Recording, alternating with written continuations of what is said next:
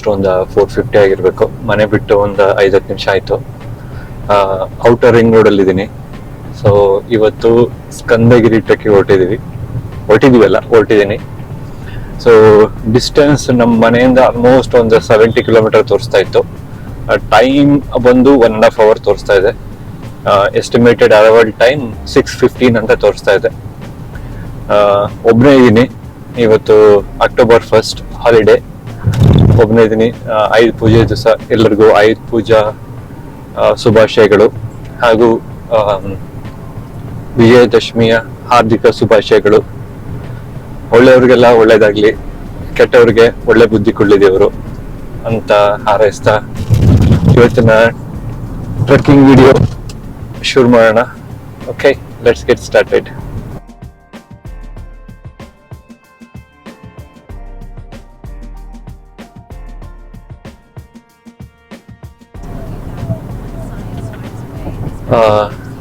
Airport road join ಆಗಿದ್ದೀನಿ.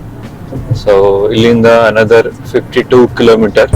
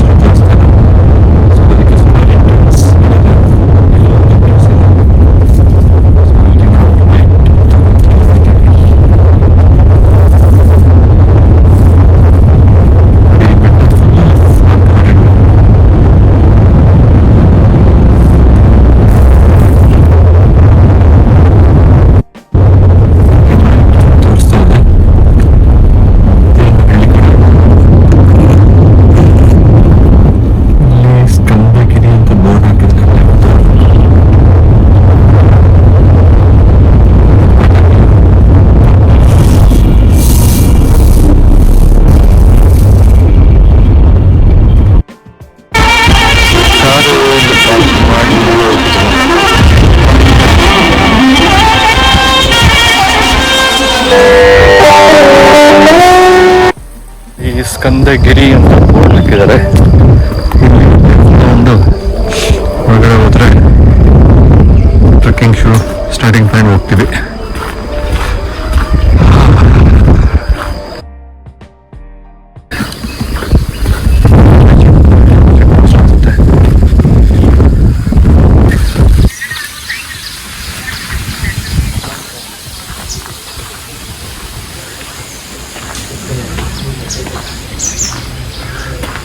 So ಇಲ್ಲಿ altitude 1350 metres ಅಂತ ಕೊಟ್ಟಿದ್ದಾರೆ ಸಮುದ್ರ ಮಟ್ಟದಿಂದ. Approximately 4 kilometre. Trek time 4 hours. Grade easy to moderate. ಬೆಳಗ್ಗೆ 4 ಗಂಟೆ ಮತ್ತು 8 ಗಂಟೆ ಅಂತ 2 ಬ್ಯಾಚ್ ಇದೆ ಅಂತೆ. ವರ್ಷ ಪೂರ್ತಿ ಇರುತ್ತೆ. ಸೊ ಇಲ್ಲಿ ಲೆಫ್ಟಲ್ಲಿ ಟಾಯ್ಲೆಟ್ಸು, ಶೌಚಾಲಯ ಕೂಡ ಇದೆಯಂತೆ. ಓಕೆ, ಇಲ್ಲಿ ಎಂಟ್ರೆನ್ಸಲ್ಲೇ ಫಾರೆಸ್ಟ್ ಡಿಪಾರ್ಟ್ಮೆಂಟ್ ಅವ್ರು ಚೆಕ್ ಮಾಡಿದ್ರು. ಇದರಲ್ಲಿ ಅರಣ್ಯ ವಿಹಾರ ವೆಬ್ಸೈಟಲ್ಲಿ ಬುಕ್ಕಿಂಗ್ ಕಂಪಲ್ಸರಿ. ವೀಕ್ ಡೇಸಲ್ಲಿ 250 rupees ಆಗುತ್ತೆ, ವೀಕೆಂಡ್ಸಲ್ಲಿ 400 rupees. ಸೊ ಇವತ್ತು ವೀಕ್ ಡೇ ಆಗಿರೋದ್ರೆ ನನಗೆ 250 rupees, ಬಟ್ ಗೌರ್ಮೆಂಟ್ ಹಾಲಿಡೇ ನಮಗೆ. ಎಂಟ್ರೆನ್ಸಲ್ಲಿ ಚೆಕ್ ಮಾಡಿದ್ರು ID ಕಾರ್ಡು ಮತ್ತು ಟಿಕೆಟು. ಯಾವುದಾದ್ರು ಪ್ಲಾಸ್ಟಿಕ್ ಕವರ್ ಇದ್ದರೆ ಇಲ್ಲಿ ಡಸ್ಟ್ಬಿನ್ ಹಾಕ್ಬಿಟ್ಟು. ಒಂದು ಹಣ್ಣು ತಂದಿದ್ದೆ, ಅದನ್ನು ಕವರ್ಗೆ ಹಾಕೊಂಬಂದಿದ್ದೆ. ಅನ್ಫಾರ್ಚುನೇಟ್ಲಿ ಪ್ಲಾಸ್ಟಿಕ್ ಕವರ್ಗೆ ಹಾಕೊಂಬಂದ್ಬಿಟ್ಟಿದ್ದೆ. ಸೊ ಇಲ್ಲ ಡಸ್ಟ್ಬಿನ್ಗೆ ಹಾಕಿ ಮುಂದೆ ಹೊರಟೆ.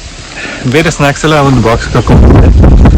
ಹಣ್ಣಲ್ವ ಅಂತೇಳಿ ಜಸ್ಟ್ ಒಂದು ಕವರ್ ತಂದಿದ್ದೆ. ಓಕೆ, ಸೊ ನೀವೇನಾದ್ರು ನೆಕ್ಸ್ಟ್ ಟೈಮ್ ಸ್ಕಂದಗಿರಿಗೆ ಬರ್ತಾಯಿದ್ರೆ ಆದಷ್ಟು ಪ್ಲಾಸ್ಟಿಕ್ ಕವರ್ ತರಬೇಡಿ. ಯಾವ್ದಾದ್ರು ಒಂದು ಬ್ಯಾಗಲ್ಲಿ ಏನಾದರೂ ಹಾಕೊಂಬನ್ನಿ.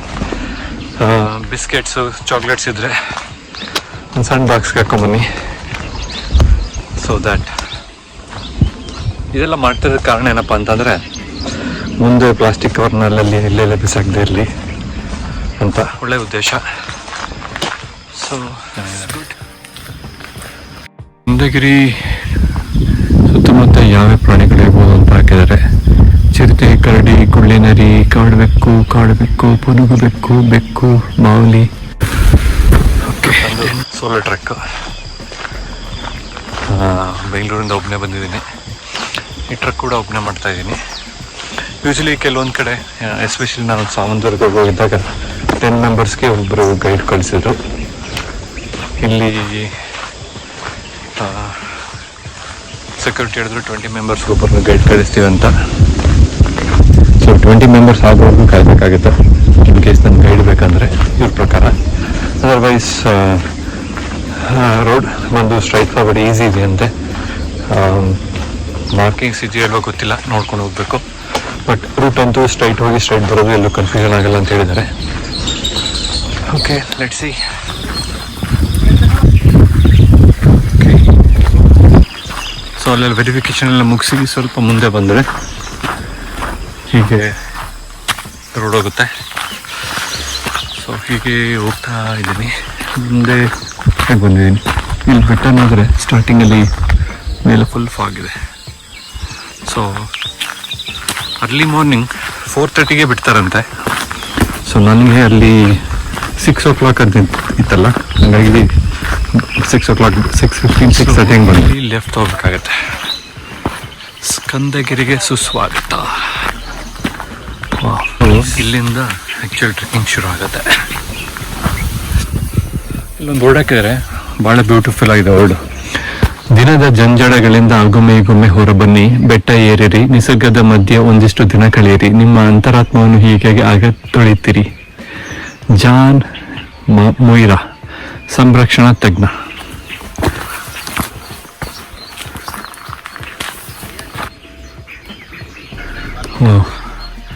ಮುಂದಿನ ವ್ಯೂ ಮಾತ್ರ ಈಗಲೇ ಎಷ್ಟು ಚೆನ್ನಾಗಿದೆ ನೋಡಿರಿ.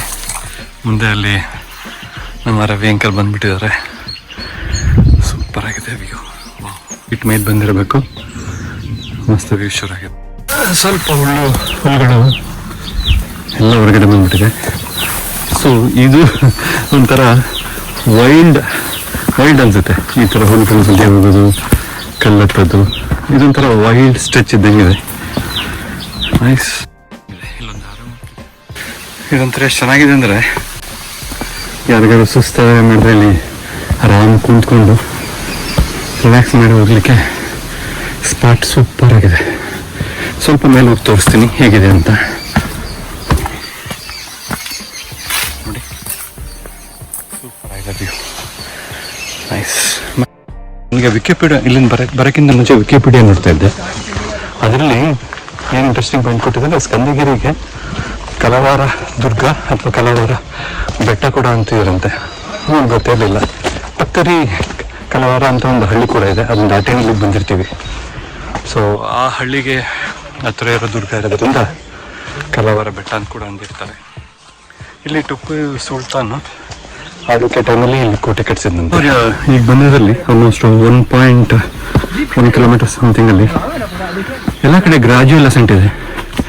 ಇದುವರೆಗೂ ಯಾವುದಷ್ಟು ಪರ್ಸೆಂಟ್ ಸಿಕ್ಕಿಲ್ಲ. ಸೊ ಫಾರ್ ಒಂಥರ ಈಸಿ ಅಂತಲೇ ಅನಿಸಿದೆ. ಮುಂದೆ ನೋಡಬೇಕು.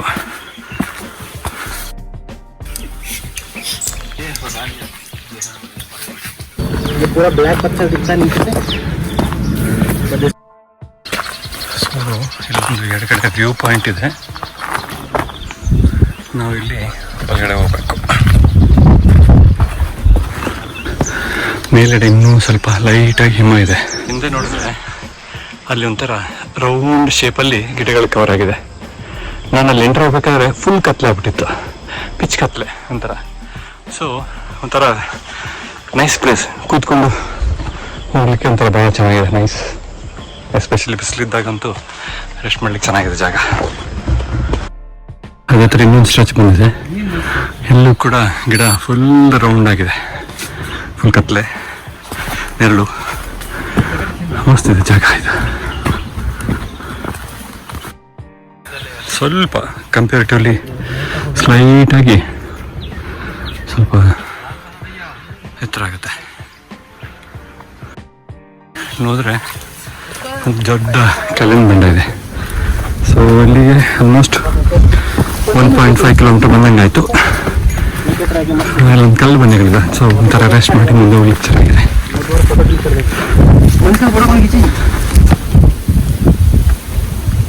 ಒಂಥರ ನ್ಯಾಚುರಲ್ ಗುಹೆ ಆದಂಗೆ ಆಗಿದೆ. ಎಸ್ಪೆಷಲಿ ಕೂತ್ಕೋಕ್ಕಂತೂ ಭಾಳ ಮಸ್ತಿದೆ ಜಾಗ.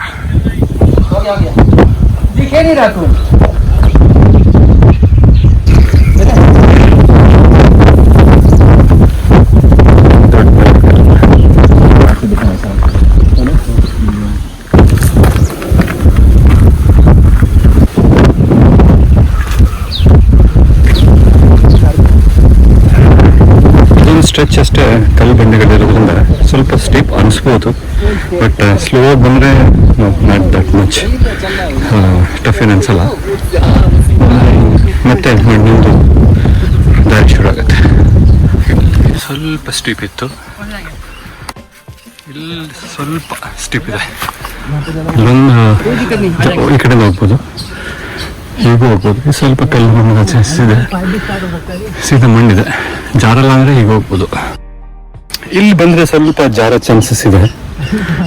ನಾವು ಈ ಕಡೆ ಸೈಡಿಂದ ಬಂದರೆ ಸೊ ಪ್ರಾಬ್ಲಮ್ ಆಗಲ್ಲ. ಯಾಕಪ್ಪ ನಾವು ಇಲ್ಲಿ ಬಂದರೆ ಜಾರೋ ಚಾನ್ಸಸ್ ಇದೆ. ಹಾಗೆ ನಾವು ಆ ಕಡೆಯಿಂದ ಕೂಡ ಬಂದರೆ ಇಲ್ಲೇ ಜಾಯ್ನ್ ಆಗುತ್ತೆ. ಸೊ ಹಾಗೆ ರೌಂಡ್ ಹಾಕೊಂಡು ಈಗ ಬಂದರೆ ಇದು ಜಾಯ್ನ್ ಆಗುತ್ತೆ. ಈ ಒಂದು this also okay. But in case ನೀವು ಈ ರೂಟಲ್ಲಿ ಬಂದರೆ ಈ ಲೆಫ್ಟ್ ಸೈಡಲ್ಲೇ ಬಂದರೆ ಒಳ್ಳೆಯದು. ನಾನು ಅಲ್ಲಿ ಬಂದು ಮತ್ತೆ ಇಲ್ಲಿ ಜಾಯ್ನ್ ಆಗಿ ಈ ಕಡೆ ಬಂದೆ. ಈ ಜಾಗ ಕೂಡ ಮಸ್ತಾಗಿದೆ, ಸೂಪರ್ ಆಗಿದೆ.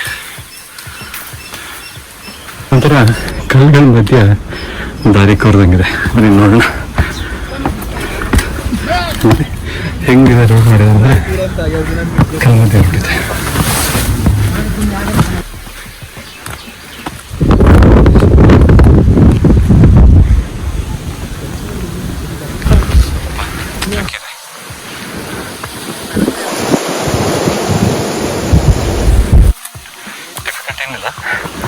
ಮಧ್ಯದಲ್ಲಿ ಹೋಗ್ಬೇಕಷ್ಟೆ.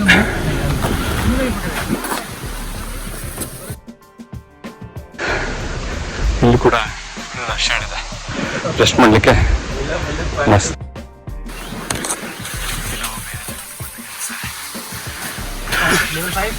ಆಲ್ಮೋಸ್ಟ್ ಒಂದು 2 ಕಿಲೋಮೀಟರ್ ಬಂದಿದ್ದೀವಿ ಈಗ. 2 ಕಿಲೋಮೀಟರ್ ಆದ್ಮೇಲೆ ಅಂದರೆ 1.5-1.7 ಕಿಲೋಮೀಟರ್ ಆದಮೇಲೆ ಸ್ಲೈಟಾಗಿ ಸ್ಟೀಪ್ ಶುರು ಆಗುತ್ತೆ. ತುಂಬ ಏನಿಲ್ಲ, ಬಟ್ ಸ್ಲೈಟಾಗಿ ಕಂಪೇರಿಟಿವ್ಲಿ ಸ್ಟೀಪ್ ಶುರು ಆಗುತ್ತೆ. ಆ ಸ್ಟ್ರೆಚ್ ಹತ್ತು ಬಂದಮೇಲೆ ಅಲ್ಲಿ ಸ್ವಲ್ಪ ಸ್ಟ್ರೈಟ್ ಇದೆ ಅಂದರೆ ಎಷ್ಟು ಚೆನ್ನಾಗಿದೆ. ಅದು ಸ್ಟೆಪ್ ಆದ್ಮೇಲೆ ಹತ್ತು ಬಂದಮೇಲೆ ಎಷ್ಟು ಒಂಥರ ಗ್ರಾಜುಯಲ್ ಸೆಂಟ್ ಇದೆ, ಮಜಾ ಇದೆ. ಸ್ವಲ್ಪ ಲೈಟ್ ಸ್ಟೆಪ್ ಇದೆ, ಹೀಗೆ ಹೋಗಿ ಹೀಗೆ ಹೋಗ್ಬೇಕು. ವ್ಯೂ ನೋಡಿ ಸಾಕಾಗಿದೆ. ಇಲ್ಲೊಂದು ಸಣ್ಣ ಸ್ಟ್ರೆಚ್ ಇದೆ, ಸ್ವಲ್ಪ ಸ್ಲೈಟಾಗಿ ಸ್ವಲ್ಪ ಕಪ್ಪಿದೆ.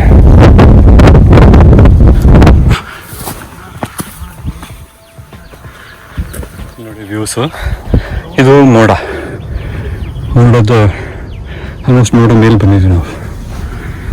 ಅಲ್ಲೊಂದು ನದಿ ಕೆರೆ ನೋಡುತ್ತಿಲ್ಲ ಕಾಣಿಸ್ತಾ ಇದೆ. ಅದು ಮೋಸ್ಟ್ಲಿ ಮುದ್ದನಹಳ್ಳಿ ಇರ್ಬೋದಾ ಗೊತ್ತಿಲ್ಲ.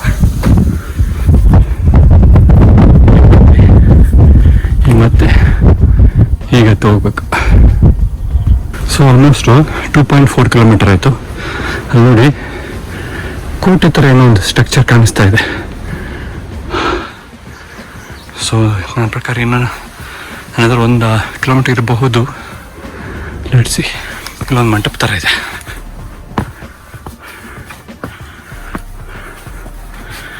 ಎರಡು ಕಡೆನೂ ಮಂಟಪ ಇದೆ. ಇಲ್ಲೊಂದಿದೆ ಮೋಸ್ಟ್ಲಿ ಹಿಂದೆ ರೆಸ್ಟಿಂಗ್ ಪಾಯಿಂಟ್ಸ್ ಆಗಿರ್ಬೋದಾ ಇದು, ಅಥವಾ ಕಾವಲುಗಾರು ಇರಲಿಕ್ಕೆ ಕಾಯಲಿಕ್ಕೆ ಒಂಥರ ಚೆಕ್ ಪಾಯಿಂಟ್ ಥರನೇ ಇರ್ಬೋದು ಬೇಕಾದ್ರೆ. ಇಲ್ಲೊಂದು ಸ್ಟೆಪ್ ಇದೆ, ಹಿಂಗೋಗಿ ಭಾಳೇನಿಲ್ಲ, ಸ್ವಲ್ಪ ಸ್ಲಿಪ್ ಇದೆ. 0.5 ಕಿಲೋಮೀಟರ್ ಆದಮೇಲೆ ಸ್ವಲ್ಪ ಸ್ಟೆಪ್ ಶುರು ಆಗುತ್ತೆ. ಇಲ್ಲಿವರೆಗೂ ಸ್ವಲ್ಪ ಆರಾಮಾಗಿ ಸ್ಟಿಚ್ಚು ಕೂಡ ಸ್ವಲ್ಪ ಸ್ಟೆಪ್ ಇದೆ. Not too difficult, doable. ಇದು ಅನ್ಕೋಬೇಕಷ್ಟೆ. ಇಷ್ಟು ಬಂದಲ್ಲ, ನಾನು ಅಲ್ಲೊಂದು ಲೆಫ್ಟ್ ಸೈಡಲ್ಲಿ ಒಂದು ರೋಡ್ ಇತ್ತು, ಅಲ್ಲಿಂದ ಈಗ ಬಂದೆ. ಇದು ಸ್ವಲ್ಪ ಸ್ಟಿಪ್ ಕಡಿಮೆ ಇತ್ತು, ಇದು ಸ್ವಲ್ಪ ಸ್ಟಿಪ್ ಅನಿಸ್ತದೆ. ಸೊ ನಿಮಗೆ ಎಲ್ಲೆಲ್ಲಿ ಆ ಥರ ಪಕ್ಕದಲ್ಲಿ ಒಂದು ಸಣ್ಣ ರೋಡ್ ಇರುತ್ತಲ್ಲ, you can take that road. So we have to go. ಇಲ್ಲಿ ಸ್ವಲ್ಪ ಕಲ್ಗಡೆ ನೀವನಿದೆ, ಸ್ವಲ್ಪ ಹುಷಾರಾಗಿ ಎತ್ತಬೇಕು. ಇದು ಕೋಟೆ ಅಲ್ಲೂ ಕಾಣಿಸ್ತದೆ ಕೋಟೆ ಕಲ್ಲುಗಳು. ಮುಸ್ಲಿಂ ಹೋಗೋಣ, ಹೀಗೆ ಹೋಗ್ಬೇಕು. ಸ್ಲೈಟ್ ಸ್ಟೆಪ್ ಇದೆ, ಹಾಕೋಬೇಕು. ಹೀಗೆ ಸ್ಟೆಪ್ಸ್ ಥರ ಆಗಿದೆ, ಕವರ್ ಆಗಿದೆ. ಗೋಡೆಗಳು ಬಿದ್ದಂಗಿದೆ. ಕಲ್ ಮೇಲೆ ಬರ್ತೀವಿ. ಮಳೆಗಾಲದಲ್ಲಂತೂ ಸ್ವಲ್ಪ ಹುಷಾರಾಗಿ ಬರಬೇಕು, ಯಾಕಂದರೆ ಸ್ವಲ್ಪ ಅದರ್ವೈಸ್ ಈಸಿ ಇದೆ. ಅದರಲ್ಲಿ ಸ್ವಲ್ಪ ಜಾರು ಹುಷಾರಾಗಿ ಜೆಟ್ ಬರಬೇಕು. ನನ್ನಿಂದ ಕಾಣಿಸ್ತಿದ್ದಲ್ಲ ಆ ಸ್ಟೆಪ್ಸ್ ಹತ್ತಿ ಮೇಲೆ ಹೋಗ್ಬೇಕು. ಒಂದು ವ್ಯೂ ನೋಡೋಣ.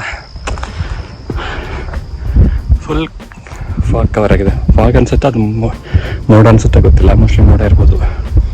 ದೂರದಲ್ಲಿ ಅದಕ್ಕೆ ಇನ್ನೂ ಕಾಣಿಸ್ತದೆ.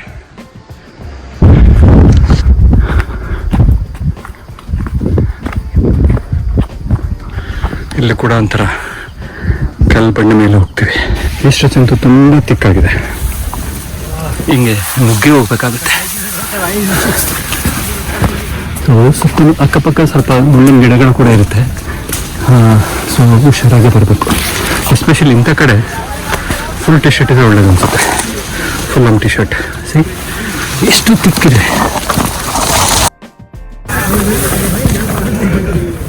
ನಿಮ್ಮ ಮೇಲೆ ಎಷ್ಟು ಆಗಿದೆ. ಟೈಮ್ ಈಗ 8:30 ಆಯಿತು. ಪ್ರೂಫ್ ಆಗಿದೆ. ಸೆನೆಬಲ್ ಮಾಡ್ಕೊಂಡಿದ್ದೆ, ಅಂದರೆ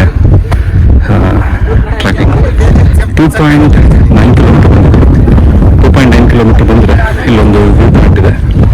ಎಲ್ಲ ಸುಮಾರು ಜನ ಇಲ್ಲೇ ಕುಂತು ರೆಸ್ಟ್ ಮಾಡ್ತಿದ್ದಾರೆ. ಇಲ್ಲೊಂದು ವ್ಯೂ ಕೂಡ ಸೂಪರ್ ಆಗಿದೆ. ಬಟ್ ಫುಲ್ ಒಂಥರ ಕ್ಲೌಡ್ ಇರೋದ್ರಿಂದ but it's different experience. Right ಸೈಡಲ್ಲಿ ನೋಡಿದ್ರೆ ಅಲ್ಲೊಂದು ವ್ಯೂ ಪಾಯಿಂಟ್ ಇದೆ. ಸೊ ಅಲ್ಲೂ ಏನು ನೋಡ್ಬಾರ್ದು. Explore and come back. ಊರಲ್ಲಿ ಒಂದು ಟೆಂಪಲ್ ಕೂಡ ಇದೆ. ವ್ಯೂ ಪಾಯಿಂಟ್ ಅಲ್ಲಿ ನೋಡ್ಬೋದು. ಟೆಂಪಲ್ ಈಶ್ವರನ ದೇವಸ್ಥಾನ ಇದೆ, ಹೋಗೋಣ. ಅದಕ್ಕಿಂತ ಮುಂಚೆ ಇತಿಹಾಸದ ಬಗ್ಗೆ ಸ್ವಲ್ಪ ಗಮನ ಕೊಡೋಣ. ಇಲ್ಲಿ ಏನು ಹೇಳ್ತಿದೆ ಅಂದರೆ ಬೋರ್ಡಲ್ಲಿ ಚಿಕ್ಕಬಳ್ಳಾಪುರ ಜಿಲ್ಲೆಯಲ್ಲಿ ನಂದಿಗಿರಿ, ಬ್ರಹ್ಮಗಿರಿ, ಚನ್ನಗಿರಿ, ಹಿಮಗಿರಿ ಮತ್ತು ಸ್ಕಂದಗಿರಿ ಮತ್ತು ಪಂಚಗಿರಿಗಳಿದಂತೆ ಸುಮಾರು 1350 ಮೀಟರ್ ಎತ್ತರ ಇದೆಯಂತೆ. ಸ್ಕಂದಗಿರಿ ಬೆಂಗಳೂರಿಂದ 60 ಕಿಲೋಮೀಟರ್, ಚಿಕ್ಕಬಳ್ಳಾಪುರದಿಂದ 5 ಕಿಲೋಮೀಟರ್ ಬರುತ್ತೆ ಅಂತಾರೆ.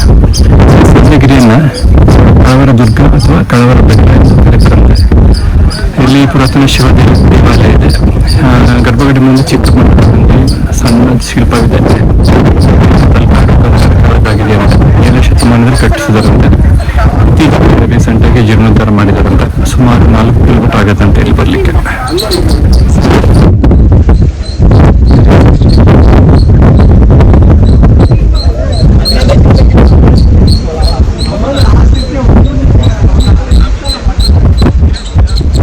ಇಲ್ಲಿ ಈಶ್ವರನ ಮೂರ್ತಿ ಇದೆ, ಗಣಪತಿ ಮುರ್ಕ. ಇಲ್ಲಿ ಕೂಡ ಗಣಪತಿ ನಂದಿ ಇದೆ. ಇಲ್ಲೆಲ್ಲ ಕಲ್ಲಿನ ಮೇಲೆ ಕೆತ್ತನೆ ಮಾಡಿದ್ದಾರೆ. ಗಣಪತಿ ಇದೆ, ಮೋಸ್ಟ್ಲಿ ಆಂಜನೇಯನ. ಇಲ್ಲಿ ಒಂಥರ ಸುಮ್ಮನೆ ಬೆಳೆದ್ರೆ ಅಂತ ಕರೆಕ್ಟ್ ಗೊತ್ತಾಗ್ತಿಲ್ಲ ಏನೇನು ಅಂತ. ಲಿಂಗ ಒಂಥರ ನೀಟಾಗಿದೆ, ಅಂದರೆ ಯಾರೋ ಸ್ವಚ್ಛ ಮಾಡಿ ಹೋಗಿದ್ದಾರೆ ಅನ್ಸುತ್ತೆ. ಮೇಲ್ಗಡೆ ಎಲ್ಲ ಬೆಳಕು ಬರೋಕ್ಕೆ ಸ್ವಲ್ಪ ಜಾಗ ಇದೆ, ಶಾಂತವಾಗಿದೆ ಕೂತ್ಕೊಳ್ಳಿಕ್ಕೆ.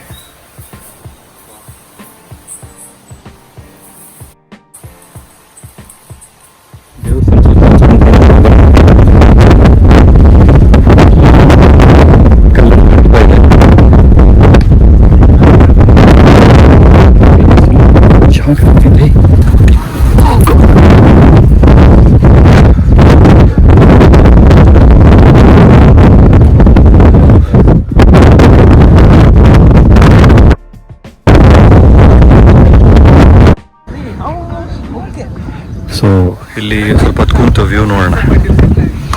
ಅದಕ್ಕೆ ಹೀಗೆ ಹೋಗ್ಬೇಕು.